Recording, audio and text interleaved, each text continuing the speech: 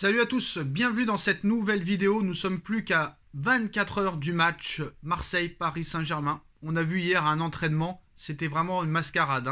35 000 spectateurs, d'accord, c'est bien. Mais déjà de faire payer la place pour voir un entraînement, c'est déjà une honte. La deuxième chose que je voudrais dire, avez-vous regardé cet entraînement? La vérité c'est quoi? C'est pour amuser la galerie. Aucune intensité. Aucune envie, aucune rapidité dans l'entraînement d'hier. Et on est quand même à 24 heures d'un match. Et quand il y avait l'entraînement, on était à 48 heures du match. Il y a un moment donné, il faut se poser des questions. Avez-vous écouté la conférence de presse d'avant-match hier soir de Christophe Galtier? Quand tu regardes les propos et quand tu écoutes les propos de Christophe Galtier avec ceux qu'a dit Marquinhos après le match contre Marseille et la défaite contre Marseille et après la défaite contre Monaco, il y a un moment donné, où est l'ambition, où est l'autorité, où est l'envie de gagner, où est l'envie de bien faire, où est cette rage de vaincre que l'entraîneur et le capitaine doivent donner à l'équipe? Il y a un moment donné, il faut bien écouter ce qu'a dit encore une fois Christophe Galtier. Ça me fait tellement mal de le lire que j'en ai mal au cœur. J'en ai mal au cœur. Christophe Galtier qui nous dit: ce n'est pas une honte de perdre des matchs, mais il faut quand même donner le maximum. Comment un entraîneur qui est en train de diriger une équipe qui a pour ambition de gagner tous les trophées qui passent devant eux, Ligue des Champions, Coupe de France, Championnat, comment tu peux parler comme ça en tant que coach du Paris Saint-Germain?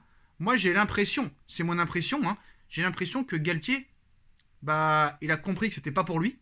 Il a compris qu'il n'avait pas le niveau pour entraîner de telles stars, de tels égos, de supporter autant de pression. Et j'ai l'impression que le gars veut tout faire pour se faire licencier. J'ai l'impression qu'il veut tout faire pour être viré. Et je pense même qu'il a été prévenu. Qu'il a déjà été prévenu qu'il allait être viré. Et quoi qu'il en soit, il a tout à y gagner. Pochettino avait fait la même chose. Tourelle avait fait la même chose. Tous ces coachs-là ont été virés et sont partis avec un très gros chèque de plusieurs millions d'euros. Donc à un moment donné, il faut se poser des questions. Quand tu vois les supporters qui disent « Kylian, aucun état d'âme ». Ici, c'est Paname. Ils disent aussi « Kylian, aucun état d'âme ». Ici, c'est Paname. Je crois que c'est aucune état d'âme. Je ne sais pas pourquoi ils ont fait une faute. Bref. Une fois, pas deux, soyez sans pitié avec eux. C'est-à-dire avec les Marseillais. Mais tu as l'impression que maintenant, les supporters, pour eux, le club, c'est Mbappé. Ça veut dire que le Paris Saint-Germain ne s'appelle plus Paris Saint-Germain. Il s'appelle Mbappé. Et quand vous écoutez la conférence de presse de Galtier, et quand vous écoutez dans le même temps la conférence de presse de Tudor, l'entraîneur de Marseille, c'est pas du tout la même chose.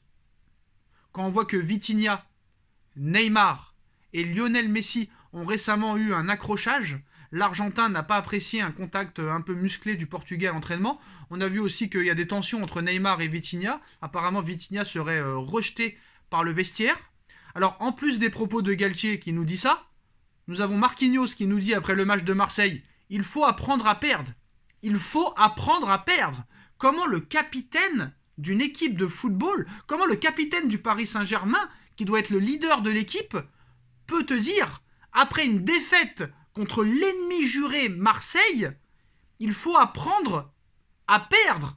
C'est ça l'ambition du Paris Saint-Germain. C'est ça le capitaine du Paris Saint-Germain. Et t'as le coach en même temps qui te dit hier, c'est pas grave de perdre. C'est pas une honte de perdre. Mais c'est quoi ces mecs-là? C'est pas des gens qui sont pour le Paris Saint-Germain. C'est des ennemis du Paris Saint-Germain. C'est eux. C'est eux qui sont des cancers. C'est eux les cancers du club. À un moment donné, comment tu peux tenir de tels propos aussi incohérents? Comment tu peux avoir autant peu d'ambition? Là, c'est l'ambition zéro, c'est le néantisme, là. Comment? Là, c'est le pipi cacaboudin. C'est l'aschatologie de l'incompétence. Il faut apprendre à perdre. Le capitaine du Paris Saint-Germain qui te dit il faut apprendre à perdre. Et l'entraîneur du Paris Saint-Germain qui te dit ce n'est pas une honte de perdre. Mais quel message t'envoies? Quel message tu envoies? Donc à un moment donné, ça n'a plus aucun intérêt. Il n'est plus dans le moule, il n'est plus dans le projet. Alors Achraf Hakimi participera à l'entraînement collectif ce samedi. Une décision sera prise ensuite quant à sa présence dans le groupe pour OM PSG, a indiqué Christophe Galtier. D'ailleurs, Warren Zaïre-Emery pourrait jouer à droite. Hein. Warren Zaïre-Emery a travaillé sur le côté droit pour pallier des absences. Mais son poste, c'est milieu de terrain. Et c'est au milieu où il est performant. Bah ça, tu nous apprends rien. Hein. Voilà, très clairement. En plus de ça, bah il y a de grandes chances que monsieur Warren Zaïre-Emery joue à droite, très clairement. Donc ça va être une équipe complètement désorganisée, surtout si Hakimi, Nuno Mendes et Mukiele et Neymar ne sont pas là. Ça va être une équipe complètement coupée en deux. Il n'y aura aucune directive, il n'y aura aucun jeu, il n'y aura aucun fond de jeu. J'ai l'impression très clairement que Galtier veut faire le même match que contre le Bayern de Munich, c'est-à-dire à jouer derrière. Ça n'a aucun intérêt, cet entraîneur n'a aucun intérêt, très clairement. Donc voilà. Et c'est le néantisme complet. Moi, franchement, je suis atterré. C'est pour ça que je pense que les dirigeants aussi en ont un petit peu marre. Quand tu vois Galtier aussi qui dit favori, il aurait fallu être dans une dynamique différente. Il faudrait avoir un niveau de jeu élevé. Il n'y a pas de revanche. Non, pourquoi y aurait-il une revanche? Il n'y a pas de honte à perdre des matchs, mais il faut tout donner. Tu m'étonnes. T'es entraîneur de l'équipe ennemie de ton propre club. Parce qu'il ne faut pas oublier que Galtier est marseillais, que Galtier a joué à l'Olympique de Marseille. Rappelez-vous le geste de Galtier après le deuxième but marseillais. On s'en rappellera tous. Et à un moment donné, voilà, quand tu es supporter d'un club et que tu entraînes le club ennemi, je pense que tu deviens un ennemi du club. Et quand tu dis il n'y a pas de revanche à prendre, il n'y a pas de honte à perdre des matchs, c'est pas ça qu'on attend d'un entraîneur, surtout d'un entraîneur d'un grand club. Ce qu'aurait dû dire Galtier, c'est que oui, il y a un sentiment de revanche. Oui, nous devons prendre notre revanche. Oui, nous devons battre l'Olympique de Marseille pour nous venger de notre dernière défaite. Et oui, c'est une honte de perdre un match. Oui, c'est une honte. Enfin, c'est pas une honte quand vraiment t'as tout donné. Mais là, les défaites qui se sont accumulées sont des hontes totales, très clairement. Donc voilà.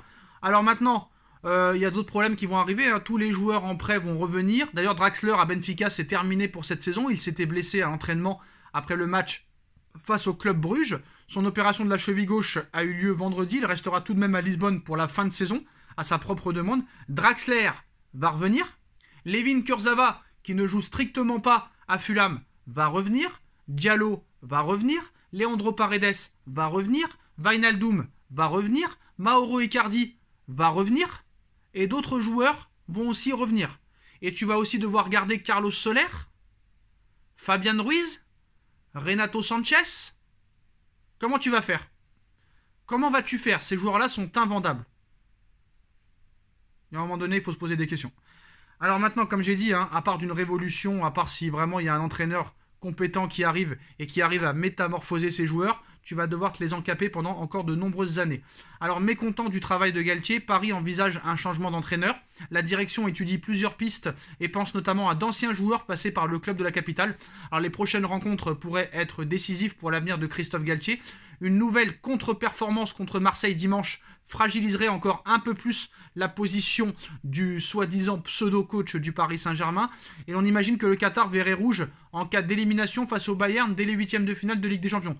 Donc le PSG et ses dirigeants veulent attendre de se faire éliminer pour changer de coach. Ça n'a aucun intérêt. Alors, compte tenu de la forme du moment, le pire des scénarios, pour moi, est à envisager. Il n'est pas du tout à exclure. Alors, c'est sans doute la raison pour laquelle la direction travaille déjà sur l'éventuelle succession de Galtier, alors que le technicien en poste a été, on va dire pour l'instant, relaxé, voilà, par ses dirigeants. Ces derniers étudient les profils susceptibles de le remplacer. Le nom de Zidane a très vite refait surface. Voilà. Bon, maintenant, on parle aussi de Thomas Tuchel. Bon, on va pas se répéter. Il y a aussi Thiago Motta et il y a aussi un autre coach. Le Paris Saint-Germain n'exclut pas la possibilité de nommer un joueur passé par la capitale. Alors la presse italienne évoquait effectivement la piste Thiago Motta. Et toujours du côté de l'Italie, le journaliste spécialiste en mercato Nicolo Scilla cite le nom de Marcelo Gallardo dans la liste des possibles entraîneurs du Paris Saint-Germain la saison prochaine. Pour rappel, l'Argentin qui avait également porté le maillot de l'AS Monaco est libre depuis son départ de River Plate au mois de janvier 2023. Sa réussite en Argentine l'a souvent placé dans le viseur de clubs européens. Reste à savoir s'il obtiendra les faveurs des décideurs parisiens. Marcelo Gallardo, Amorim, Thiago Motta, ces coachs-là, comme je l'ai expliqué, Et je vais me répéter, ces coachs-là, s'ils viennent au Paris Saint-Germain, il ne faut plus de stars dans l'équipe. Donc Marcelo Gallardo, ce n'est pas possible. Thomas Tuchel, ce n'est pas possible. Thiago Motta, ce n'est pas possible. Pour gérer ce genre de starlet et ce genre de joueurs avec des égos surdimensionnés, il faut absolument un entraîneur de renom qui a déjà gagné et qui a déjà su gérer des stars et des égos. Ce n'est pas le cas de Thiago Motta, ce n'est pas le cas de Thomas Tuchel, ce n'est pas le cas de Marcelo Gallardo, ça n'a pas été le cas d'Unai Emery, ça n'a pas été le cas de Maurizio Pochettino. Voilà. Très clairement. Donc Marcelo Gallardo, pour moi, c'est non. Voilà les postos. Dites-moi en commentaire ce que vous en pensez. On like, on partage, on commente, on s'abonne. Et on se retrouve très vite pour une nouvelle vidéo. Tchuss.